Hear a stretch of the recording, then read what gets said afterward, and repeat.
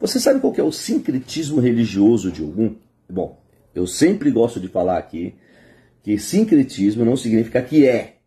Ogum não é santo católico. Ogum, é orixá. Mas existe o sincretismo religioso. Você sabe qual que é o sincretismo religioso que existe de Ogum? Escreve aqui pra mim. Já vou pedir pra você também deixar o seu like, compartilhar esse vídeo e se inscreva no canal, porque eu tenho muito conteúdo para te ajudar a se conectar com seus guias com total confiança. Tá bom? Vamos lá então.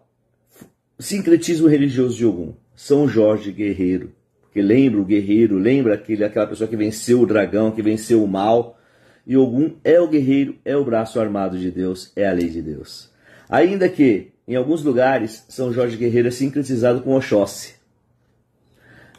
Temos que saber disso, temos que estudar. E no nosso curso MMF, nós explicamos toda essa parte de sincretismo. Responde para mim, Ogunhê.